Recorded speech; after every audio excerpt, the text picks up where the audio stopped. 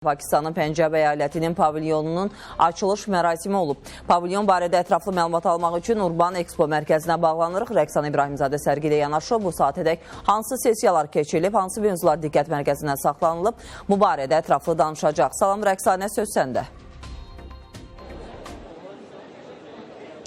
Salam Röya, hər vaxtınız xeyir olsun. Bəli, sizin də vurguladığınız kimi Dünya Şəhərsalma Forumunun 3-cü günü öz işinə başlayıb səhərin erkən saatlarından və bir sıra istiqamətlərdə tədbirlər həyata keçirilib. Elə indiki məqamda da biz hazırda olduğumuz məhz bu ərazidə Pakistanın ən böyük əyalətlərindən biri olan Pəncəb əyalətinin pavilyonunun açılışı hazırda elə baş tutdu. Açılışda Pəncəbin baş naziri xanım Məryəm Nəvaz Şərif və Birləşmiş Millətlər Təşkilatının məskunlaşma proqramının icraçı direktoru da iştirak etdi və elə hazırda da proses davam edir.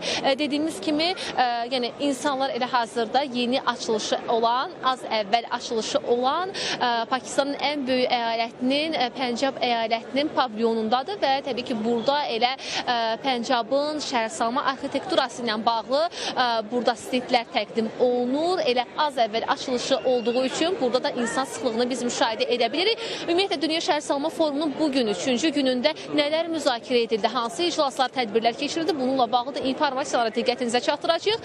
Şəhərsalma ilə bağlı, urbanizasiya ilə bağlı, yaşıl şəhər, ağıllı kənd layihələri ilə bağlı məsələlər müzakirə edildi və bir məqamda vurğulayaq ki, İndi olduğumuz bu ərazidə, yəni bu Urban Expo mərkəzdə bir sıra istiqamətlərdə dediyimiz kimi, yəni şəhərsalma ilə bağlı məsələlər müzakirə edir və müxtəlif ölkələrin stendləri təqdim olunur. Hazırda operatorum sizə həmin kadrları təqdim etməyə çalışır. Açılışdan elə indiki məqamda canlı kadrları izləyirsiniz.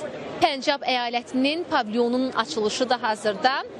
Və elə xanım Məryəm Nəvaz Şərif və Həbtat icraçı direktoru burada görülən işlərlə tanış olurlar. Dediyimiz kimi Dünya Şəhərsalma Forumunun 13-cü sessiyasının hazırda keçirilən, yəni bugünkü keçirilən iclasında bir sıra önəmli məsələlər müzakirə olunur və urbanizasiya əlilliyi olan şəxslərin inklüziv, yəni həyat şəhərsalma ilə bağlı məsələlər müzakirə edir. Bir sıra önəmli məsələlərə, istiqamətlərə toxunur. Həmin şəxslərin, eyni zamanda qadın və uşaqların da şəhərsalmada rolu, inklüzivliyi olan şəxslərin şəhərsalmada hansı formada, yəni onların rahatlığının təmin olunması istiqamətində məsələlər müzakirə edir. Dünya Şəhərsalma Forumunun 13-cü sessiyasının 3-cü günündən çatdıra biləcəyimiz informasiyalar bu qədərdir. Bir sıra istiqamətlərdə önəmli məsələlər müzakirə edildi. Pavilyon açılışı oldu və eyni zamanda stendlərdə də müəyyən məlumatlar təqdim oldu. Çatdıra biləcəklərimiz bu qədərdir. Sözü yenə də sizə ötürürəm. Minnətdarıq Rəqsanə informasiyaların üçün.